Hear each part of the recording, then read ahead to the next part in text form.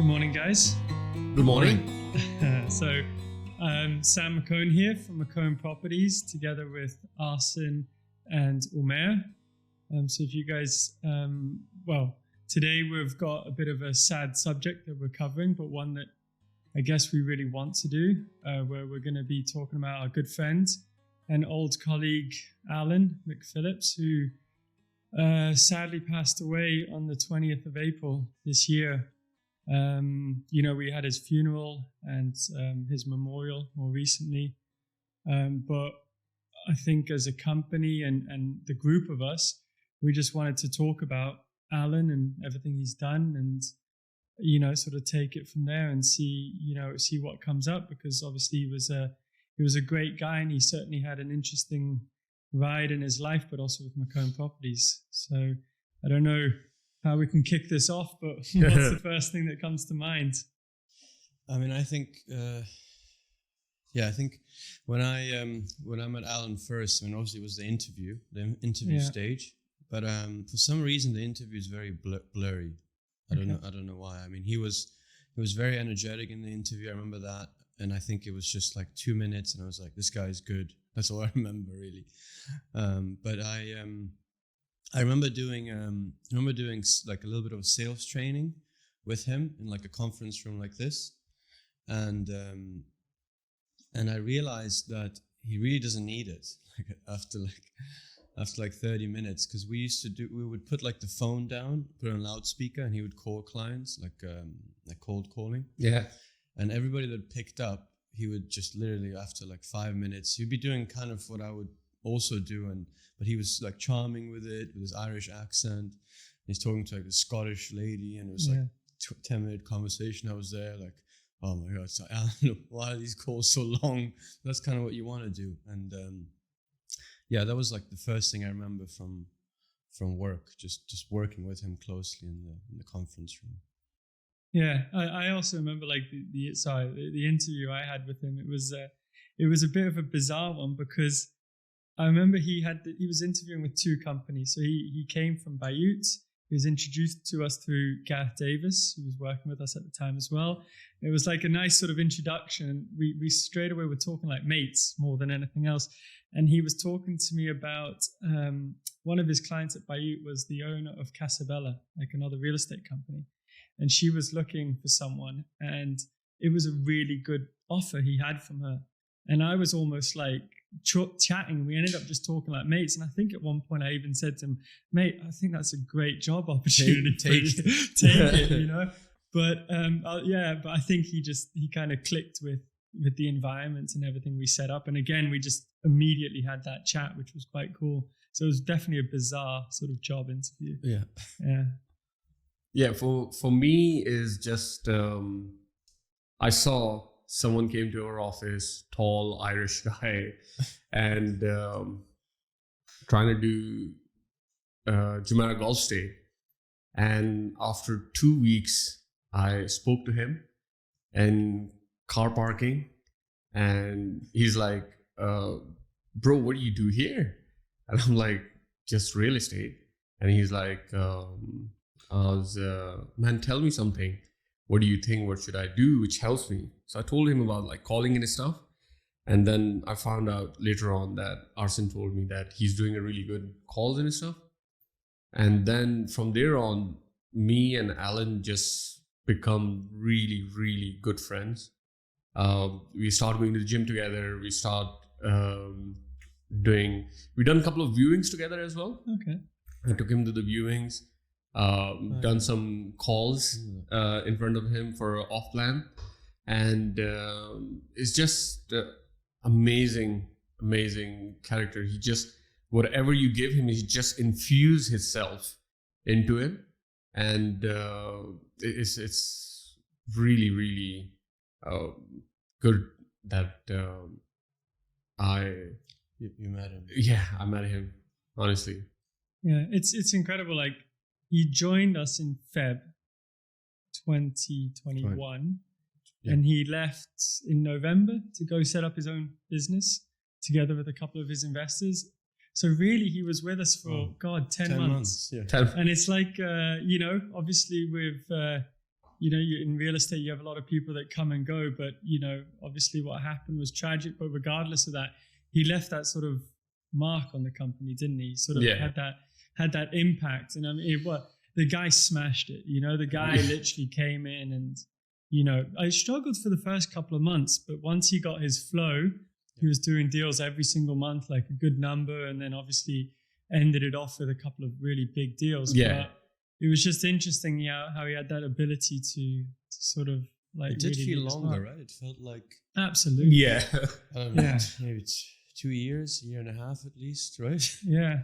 No, 10 months. But I remember at his memorial, that's what people were saying. Like everyone sort of, he just left a lasting impression on a lot of people, like deeper than most would have, right? So it's just sort of that was the impact that he had. And I'm guessing that's what he did with clients. I'm guessing he just connected quite quick. Yeah. Which is such a crucial thing in this job. Yeah. Right? Yeah. I mean, he connected not only with just clients. I think he was very good at connecting with people in general, So it wasn't, and I think I quite like that, because if someone he connects with clients the same way he would connect with us or agents, or even maybe, I'm sure, with his family. He's like very close with them, because he would, even right away when he started, he would message me back and forth quite a bit, about just funny things. We would talk about sports, or we would talk about different articles that we found, we sent to each other, and would laugh.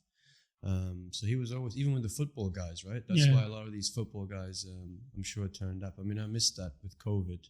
Yeah. So got it that I couldn't come to that memorial, but I'm sure there was a lot of football guys there, right? Yeah.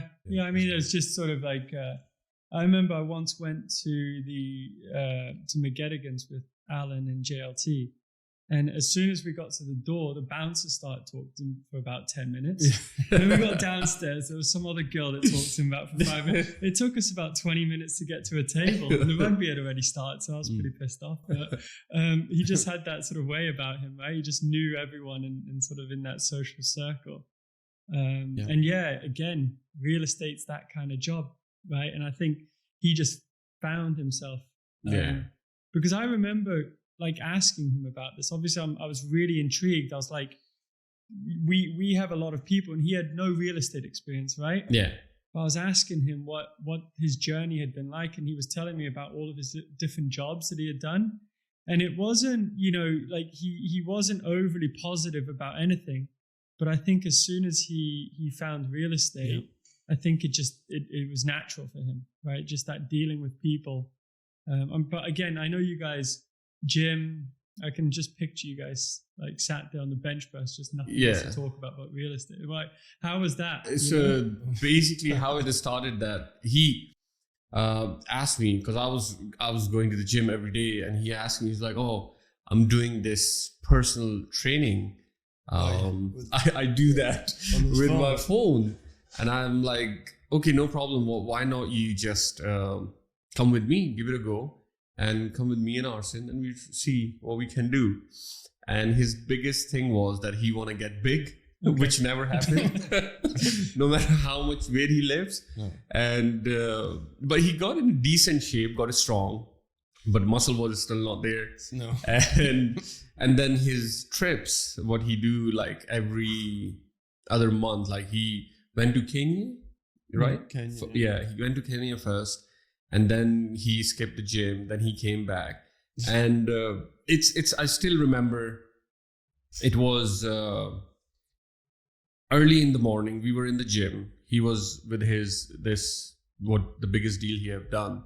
We were doing the bench press, and he's like, "I just can't figure out where to take them." So it just comes into mind what I heard from Arsene about Barari, and I said to him, "Why not you take them to Barari?" And he's like, "Oh, let me do this." He didn't know Barari, where the Barari is, didn't know the location. Took him for the lunch there. We had a lunch there in Barari Farm. And he looked at it and he's like, "Oh, really like the area and stuff." And then from there on, then he started asking Arsene and stuff. And he ended up on those big deals. That's funny, yeah. It started from the gym. It started from the gym, literally on the bench press. And he is But you know what's funny about the gym? Because obviously Umair and Alan were actually very, very close in the gym. Like I wasn't, so it started off with Umair and I doing gym together. I think Yasir came once or twice. Yasir came. Yasir came twice. Did the biggest legs weight, 280. Because the gym sessions are like real. You know, it's not like. Not too fancy. Even like, tennis days, we'd do gym, would be somewhat strong, but these are like just like bodybuilder kind of sessions where you can't walk for 2 days after. So yeah, serious. But I used to do it with Umair, and then I started skipping a bit, and then I think Umair and Alan started doing it together. But what's funny is when I would come into the gym, we were going to this gym that's well, it's not. I'd say it's not like a first class gym. Yeah, but absolutely. It did the job, right? Yeah. But every time I would walk in, if like Umair and Alan were there, I'd be like happy to like do the workout because I could pass them, we could talk a bit. But I followed like Alan's progress, and what Umair is saying is so funny because he was lifting like proper weights every day for months. So then I was gone for 2 months. I come back and Alan looks exactly the same. Long legs, long arms, like long body, and no muscle. No muscle. Yeah, it was so interesting to see. Yeah, he's eating like 3,500 calories a day. No matter what he do, he just do not gain muscle. Yeah, that was. I think his brother John spoke about that as well at the funeral, right? Yeah, we were talking about like his odd eating habits, right? Yeah. Having sandwiches and chucking them, like not eating them, and the parents having to find them and stuff like that. So his family came here, his mom and dad. So we took them to dinner, and his mother basically was telling us that how he did that. Like he just literally throw the sandwiches all over the kitchen counter, and he hides the sandwiches there. And then there's a smell. And wait, why? Why does he hide them? Because he don't eat them. Oh. Yeah, this is like when he was a kid or something like that. Hide them. So he hide them. Yeah. So one day, quite clever. Mother was thinking like where this smell is coming from, and then when she saw it's all Alan's sandwiches for 1 year. Yeah. that he don't eat. It's quite funny. Amazing guy, honestly. That's the thing, right? It's again like during the funeral as well. When you actually listen, you started to realize how little we knew him. Yeah. And just because we weren't with him for very long. It's true. But like the stories were coming out, obviously you got to meet the parents, which was nice. We knew a few of his other friends, right? Kevin. Yeah. And a few of the others here in Dubai, which was quite cool. But it was still like a pretty young sort of relationship in that sense. So I met Kevin. I met one of his friend Rogan, but Kevin is like his childhood friend, like really best friend. And Kevin, there's a point come in. So Kevin was he really talked about me to Kevin, and there's a point come in. Kevin is like, "Mate, I'm your best friend. What's happening? Are you cheating on me?" So then we met a couple of times at Kevin's place, and then we went out for Lala and stuff a couple of times for other drinks.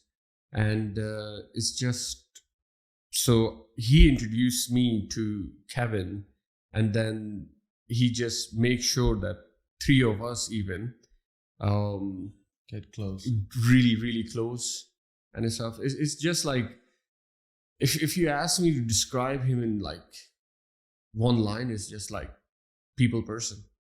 He just love to build relationship with the people in a good way, and trying to take care of them no matter what like it takes. He do take care of like relationships. Do you know it's a funny story, well, not funny, but on April 1st, which is like April Fool's Day, right? I remember I was sitting in the office here, and it was a Friday, and we had the Q1, Q4, Q3 part, whatever, one of those Q parties. The Q1, I guess. Yeah. And And I was, good point. I was, so I got a message from Alan at, I don't know, like 3 p.m. or I can't remember exactly, 3:15. And normally, like, you guys know me, I don't drink before like 6 p.m., 7 p.m. normally, right? But I got this message from him and I knew I had popped down to his apartment. So Alan lives like two apartments below me, right? So I had popped down to his apartment the day before and we just had like some pizza, like some red wine, just talked a bit, right? And he told me about his trip to the Everest.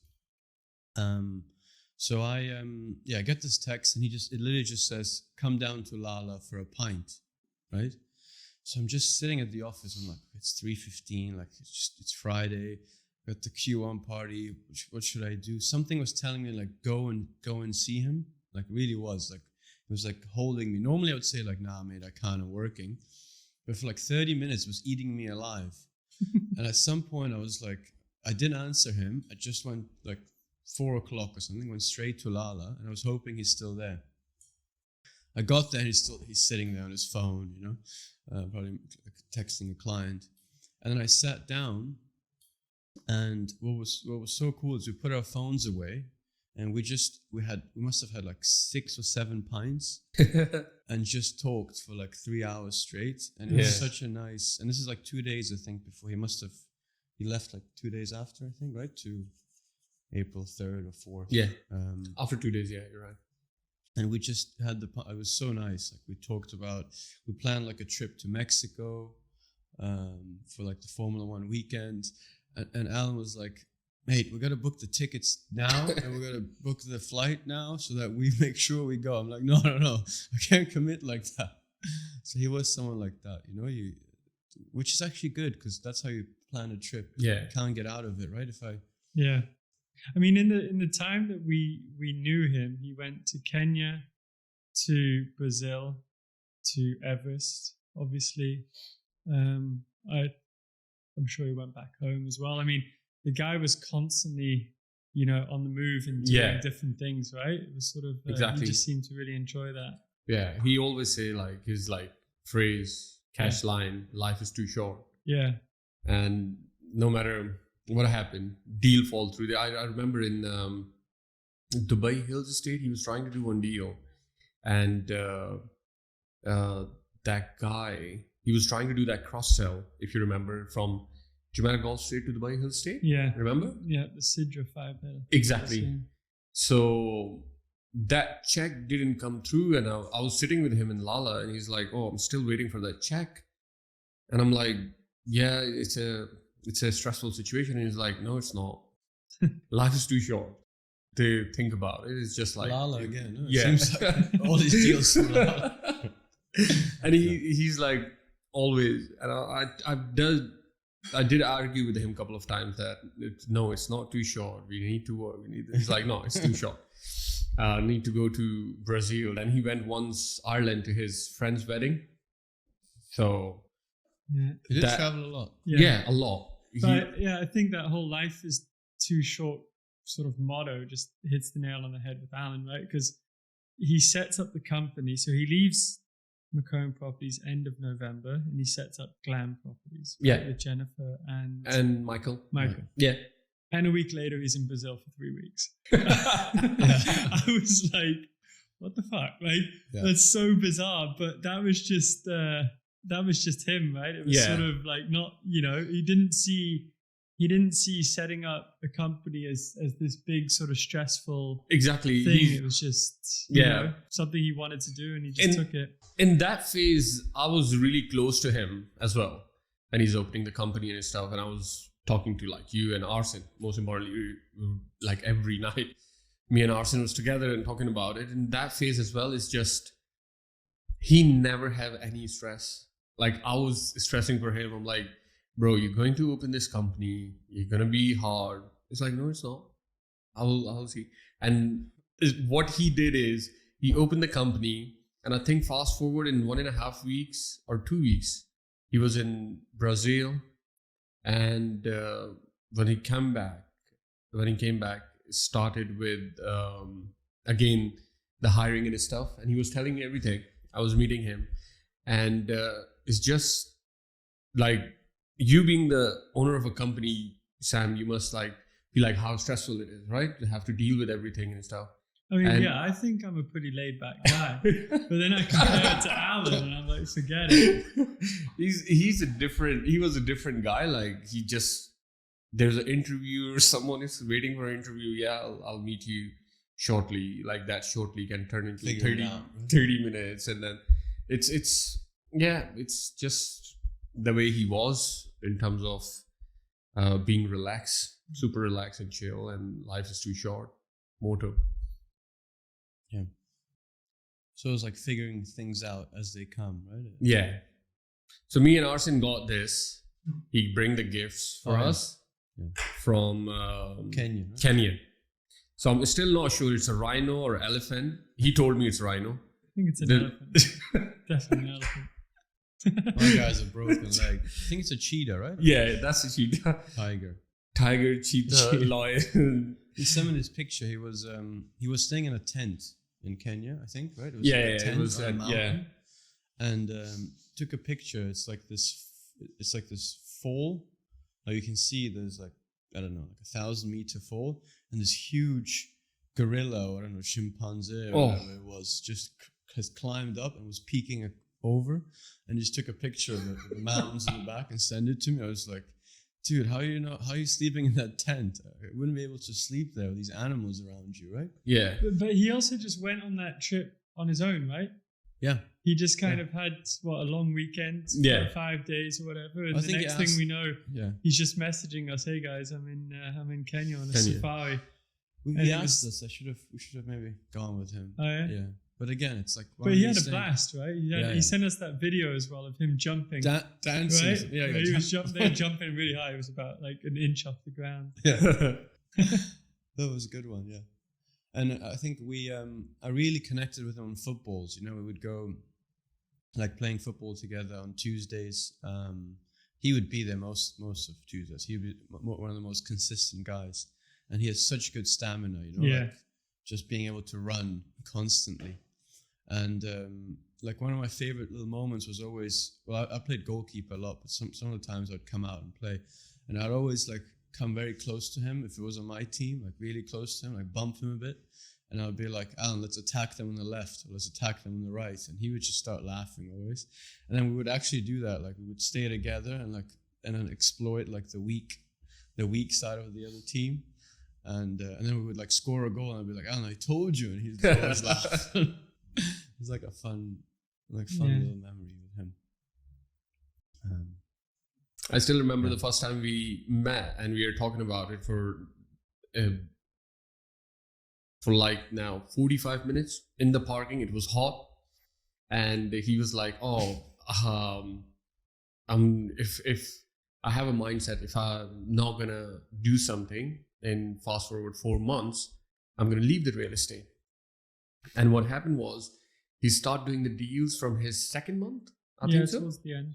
Yeah. Towards the end, right? Yeah. So beginning of third month and second. So it's just like he done the first deal, and then he just got a bit comfortable and stuff, and then the deals was just flowing. It's just the way he dealt with the people. Again, just like met the client, and take them for drinks after first viewing. So Lala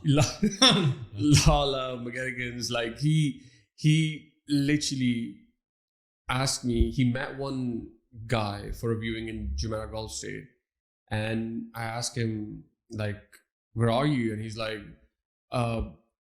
he was in it's in one of the hotels in Damac Hills. Okay. And he was like, yeah, just come over here. We can work from here. And I'm with so-and-so guy. And I'm like, you don't think so? He's your client. You just done the viewing with him. He's like, yeah, just bring him for the drinks. So he was sitting there having a drinks with him. So I went there. Calling the client. Yeah.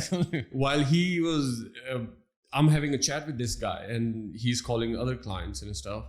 It's just crazy how he was in like with people. He just also very laid back. I think Yeah. That's why clients liked him, right? As well. Very laid back, never pushed. never like. I think push is not in his dictionary. Like No. to ask someone about the most importantly about deal. No, he was just really into being friends with them and trying to help them. Yeah. Like exactly, just put it this way, like exactly so many of us, I can speak on behalf of them in this Like office. Sam. Like, for example, the way Sam and like the way you taught me how to do it in off plan and stuff is just exactly like that. Like, It's quite natural as well. Yeah. Just quite. Yeah. I mean, I think the interesting thing about it is that, you know, we hire a lot of agents, and you do your interviews with people, and you then train them up, and you sort of have to eventually just let them get on with it, right? Yeah. I just remember, like, for me, the first time I realized that he was probably going to be quite successful was when I came back into the office, I think at 8:00 at night or something like that, to get my laptop or whatever it was. And he was just sat there in the room on his own, just making calls. And again, his logic was, well, yeah, I mean, I'm probably going to have a better chance getting hold of people at 8:00 at night as opposed to 10:00 in the morning, which might have suited him better, right? And I think that was the thing. He was laid back. He was he didn't push too much, but I think he really understood what he needed to do. When, you know, if again, like going through a list of a relatively small development in Jumeirah Golf Estates with a couple of hundred owners or whatever it is, it's not overly difficult. But to actually do it and to do it properly, and to take the time and really make sure you're reaching out to people in all the different ways, it's a lot easier said than done. And I think that's the thing about Alan, is that he knew the little things that he needed to do, and he made sure to do those. You know, so I think that's something that I'd give him a lot of credit for, and I think that's what I sort of attribute a lot of his success to. Yeah, exactly. Yeah, he executed the entire process very well. He didn't just call; he also messaged, he emailed. Yeah, he was quite as laid back as he was. He was actually, and he did take advice on, which was. Even though he was quite natural on the phone already, and I think he must have been doing that at Bayud, right? With some sort of client relationship, speaking to people, maybe reaching out, setting meetings of some sort. Yeah. But he was, he took on all the advice, and he really did implement it right away. So he wasn't stubborn at all. Yeah. It was really a joy to work with, actually. Absolutely. Guy who can turn into one of your really, really good friend. That's his quality. Like, he was your friend, my friend, Sam's friend. Like, he have that. But he was also in the office. He was friendly with everyone, but he wasn't very close friends with everyone. I think he kept, Yeah, it's again one of those lives that was just taken too soon, right? There was a lot of positives, and it was. I think that's the thing. It's like from the outside, and it's one of the reasons I wanted to talk during this podcast. He was just on such a high, right? Yeah. When he sadly passed away, it was sort of everything. It just for the last 12 months had worked so well for him, and you could almost see like where it was heading. Again, different character to myself, us, and you, but in his own way, he was going to do something quite special. And I think it's always sad when someone like that passes away. But I think it's particularly tragic when you just see it when someone's found their sort of thing, when they're on it and they're just at such an early stage. It was just a bit of a bizarre experience. It was such a shame because like even that those beers I was having with him in Lala, like we actually, the conversation was so nice, and and my message to him was, you are, like you said, you're in the top. You couldn't be in a better position, right? The company was just starting. He was doing really well financially, probably for the first time in his life, right? And like a lot of us. Absolutely, He had his own place with a beautiful golf course and marina, one of the best views in Dubai. We actually went to we didn't do like a home. What was it? Like a little housewarming type thing. Yeah.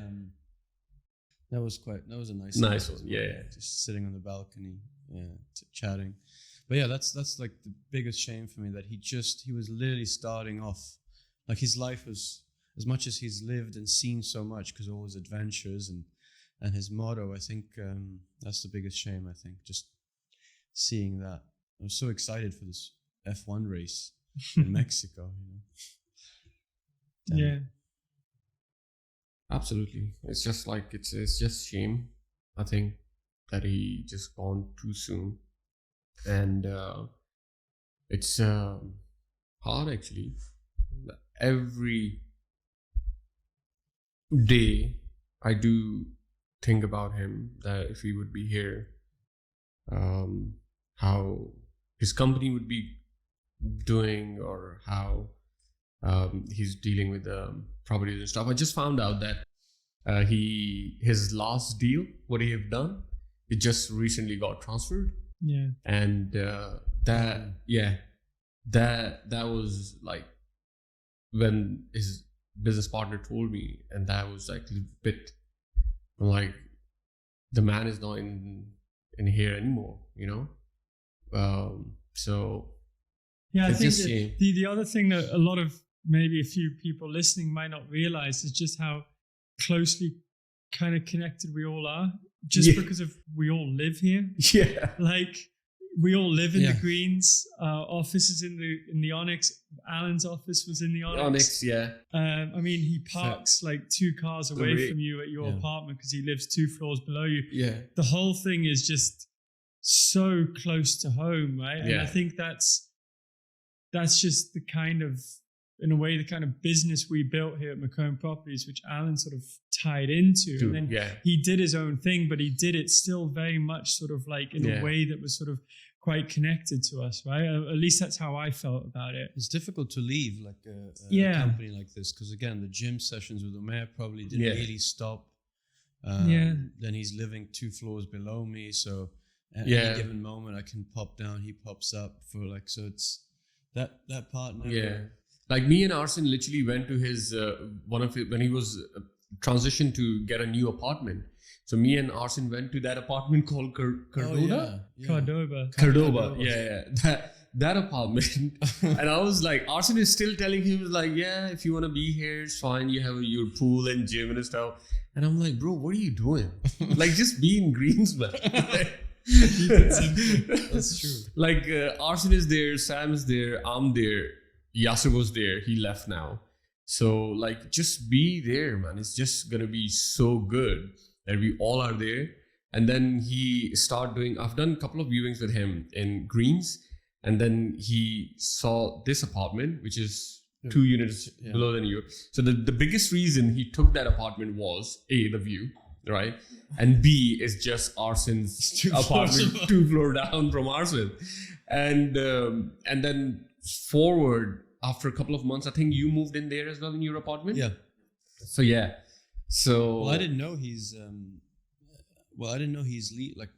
I guess not many of us knew that he's leaving. Like a few days before though, and then when I found out, I was like, I really don't mind if he's leaving and he's living 2 floors below me. That's not really a problem, because he was.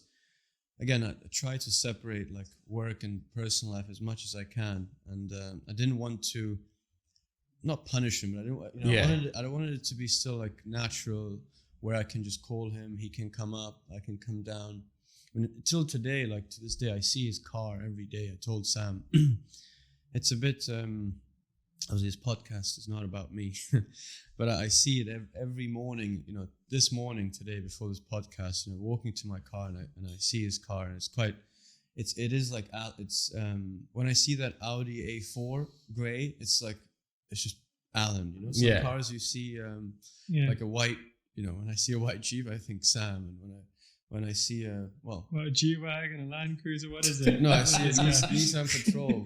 Sooner or later, you might think of it as a G-Wagon, but it's like that grey Audi is like, I don't know why it's ingrained in me that's Alan, right? Yes. I don't know if you.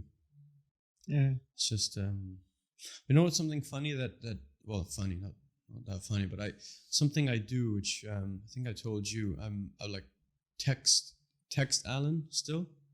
Oh really? Yeah, which is something weird I found myself doing when like another friend of mine passed, but I just write them. So I'm writing Alan like on WhatsApp, like once a week or something. I write him a message, hey buddy, how?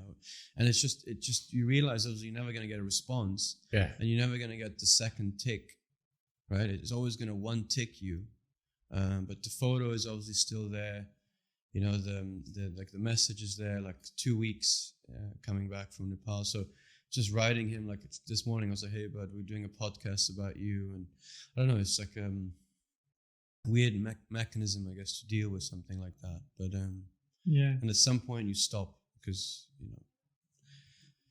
you just don't get the messages back. But for now, I'm going to keep writing him, I think. It's just still, it's just hard to admit that he's not with us, like that's I wonder how it would be if he stayed with us. It'd been quite cool with that, because he never got to experience the new office, right? That would have been quite a nice there was a point I even tried to even stop him. And then, you've been into that difficult spot that now we are talking not as in a company, as in a Mekon, now we are talking as in a friends.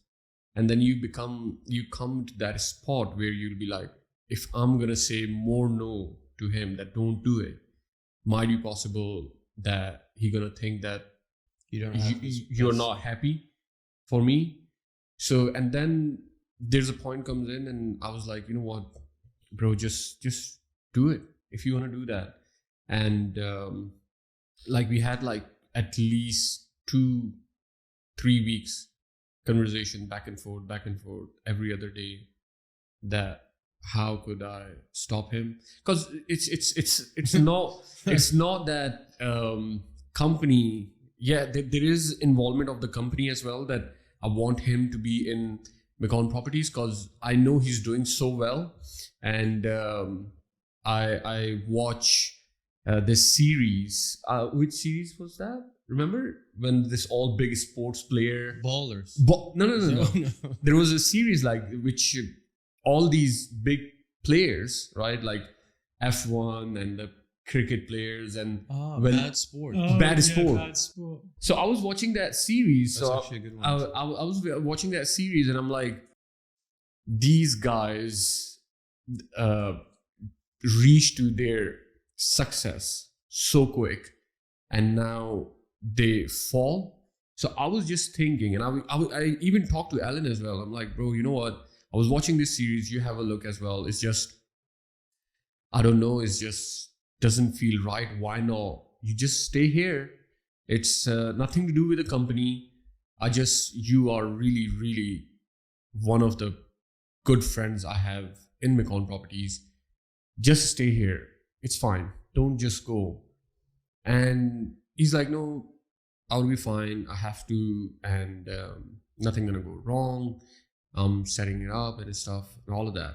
But I really tried my best in a good way to stop him and be with us. Like the way you said, like it could be maybe different if he would be with us. But I think he was someone that took chances, right? And it wouldn't have been, if he didn't go, it wouldn't have been him. Yeah.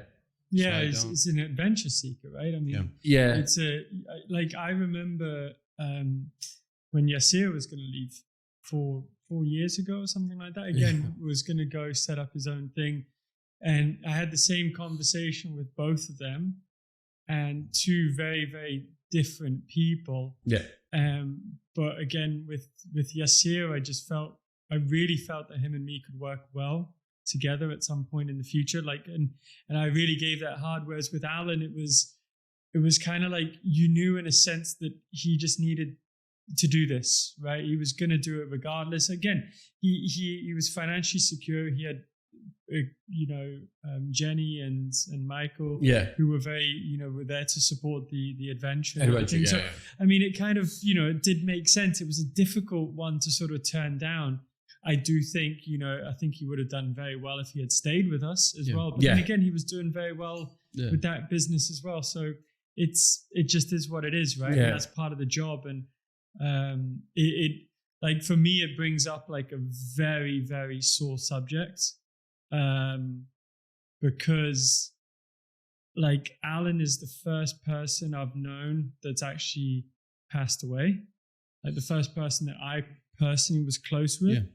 And he's probably one of the only people I actually fell out with as well, like a friend, like, because like you spend all your time building up your business and all that. And then when he left, we always remained quite professional, but it just got to the point where you kind of feel like your company's under threat and you don't know how to play it, right? And so I kind of went into a bit of a sort of defensive mode and kind of ostracized myself from him, right? And then, and it worked both ways, right? Like but I know that he sort of spoke with his parents about it, and it's also why I want to sort of openly talk about it. It's like, for me, it was sort of quite an unnatural thing because I tend to sort of avoid conflict, but I intentionally actually went in and said, no, I've got to be strong here.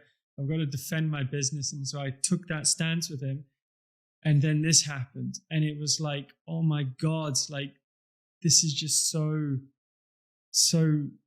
just the last thing I expected, right? It just didn't, and it just sort of threw me off. And I'm very happy that the last interaction I had with him was a viewing, and it was okay. It was reasonably nice, but I do wish that we could have just sort of ended things on a bit of a nicer note. I think that's, sort of one of the things that will stay with me, I'm sure. I mean, it shows you care as well, right? Oh yeah, he's he literally the day I think he met you, and that day we went out for a meal, and he was like, "Oh, this happened," and he exactly what you just said. He said to me, and I quote, that Sam, cause of his business, say this to me, but I do know what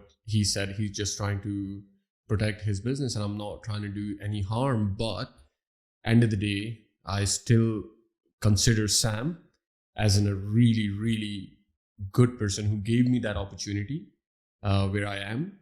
And it's fine, but I'm still gonna consider him as a friend. But I do know what he's doing. He's just protecting his business, which is absolutely fine. And I don't think so Alan had any like situation or problem, even though after that conflict of the business, deep down that he was not that type of guy that who hold the grudges and stuff. And for Sam, for you specifically, like multiple times he told me that because of Sam, he gave me the opportunity. Yes, I do work hard for it.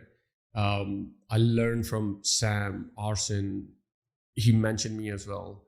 And he's like, he really, really remembered you, even though after that conflict, in a good words, that Sam does help me where I am in my career. I think that's just the industry, right? Like I was just this week, and I landed this morning from a wedding where it was like full of a bunch of real estate agents, and it was funny that like a lot of these guys had worked together over the years, like at this company, blah, blah, blah, and they're all kind of catching up again. And some of them had clearly ended on bad terms, but at least they got the chance to sort of like make up, if that makes sense.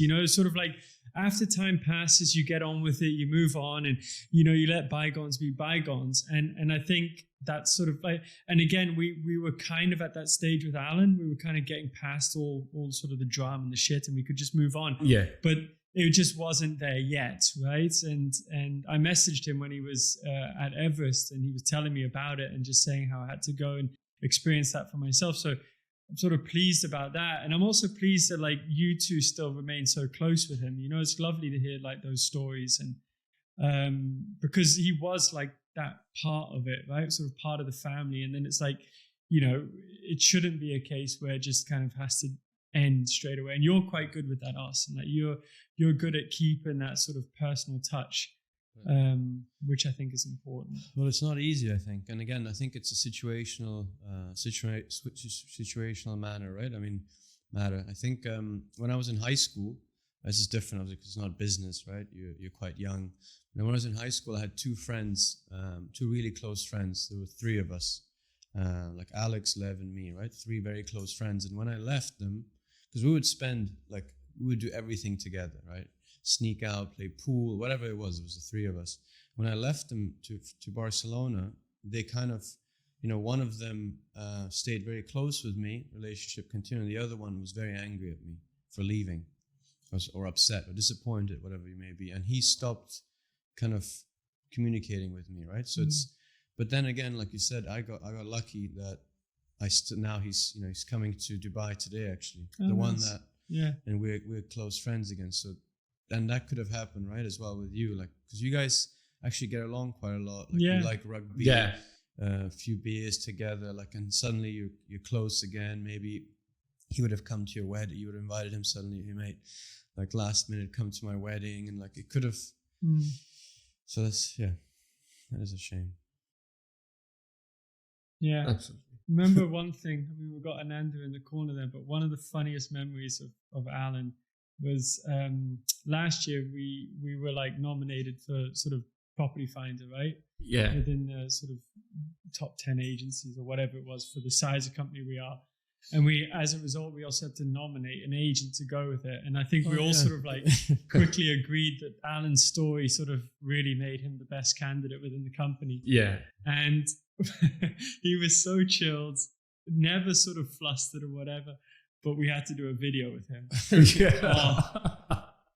It was probably the first time I've seen him really just struggle. It was funny. But the bloopers you guys got. Yeah, right? we got a good reel of bloopers. We've shared it a couple of times. Okay. He got through it. Yeah. It just took a few nice to trials. maybe throw it out on our website somewhere. That'd be quite nice. Yeah, I think I only posted it somewhere. Okay. But yeah, it was. It just sort of just funny to see, like, again, I think as soon as he had to talk about himself and all that sort of thing, it's different, right? It's sort of came out cheesy, like he didn't want to be cheesy. Exactly, yeah. So it's just sort of, but again, you got a camera right in front of you. Yeah. It's not easy, right? It's a different sort of thing. But it was one of the few times that I saw him a little bit flustered. So I thought that was quite funny. That was a great night as well on Property Finder event. Yeah. Don't remember that night. Oh yeah, you were there. Nice.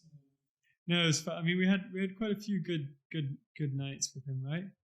I like my stag do. He was there. And he was always the type that was there towards the end, right? Stag do, yeah. That was a nice night, yeah. Bowling and he kept wanting to go, right? A lot of energy at night. I remember chugging a pint with him, and he was not embarrassed, but he's obviously Irish, you know. So here comes this like guy, and he looked at me. I remember the first time I looked at him like, "Whoa!" Yeah. I still have that video actually. Yeah. Yeah, you and Alan. Nice. Can you send it to me? Yeah. Yeah. I don't know. Is there anything that you guys would like to say to the parents, the family, I don't know, friends? I mean, again, Arsene, you weren't able to make it to the memorial. It was a lovely evening. I think they're coming over in September. Yeah. The family, which would be nice. Want to come and catch up. So yeah, I mean, I really struggled with in these situations. I mean, like you said, you've only lost. This is the first time you've lost someone that's close to you of some sort. For me, it's only my second time. And I have to say, the first time it was, I was at the memorial, and the parents were there, and everybody was giving this nice, I don't know, some sort of a speech to them, or speaking to them, my condolences and comforting them, and all I could really get out of me was just hugging the mom and the dad, and I just hugged them, and that's it, and I just couldn't say anything really. So I think I do struggle with that with that part quite a bit, but yeah, I mean, I think I used to call him Big Al, so Big Al, yeah, it's like, but he's missed. I loved him as a friend, and he'll always be like in my memories, and be an amazing chap. There was an amazing chapter for 1 year with him, and I think they raised an incredible guy. No, absolutely. It's just like every day I miss him. Even though if I sit sometime in my balcony of my apartment and I look at that building right in front of me, I just miss him. And it's hard still to believe that he's not here. And really, really love him. And this is my first time, a person I call him a really, really my good friend, and he's gone. It's just hard, and I'm looking forward. I already spoke to Kevin. I'm looking forward to meet his mother and father again once they're gonna be here, and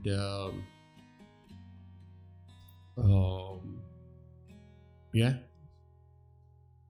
that's it. Just miss him so much. Yeah, I mean that's what I'd like to say as well. I think he left like a very lasting impression on all of us, and it's been tough, and he's dearly missed, and just a great guy that was just easy to be around, and what made him special. And again, it was just his life was too short, and the time that we knew him was just too short. Yeah. Again, it's Alan, and if he was ever going to do. He was going to do it his way, right? He's up in Everest, and it's mental. But and that's sort of the one thing that at least that he really lived with his motto, right? And so well, I guess that's it. Yeah, that's it.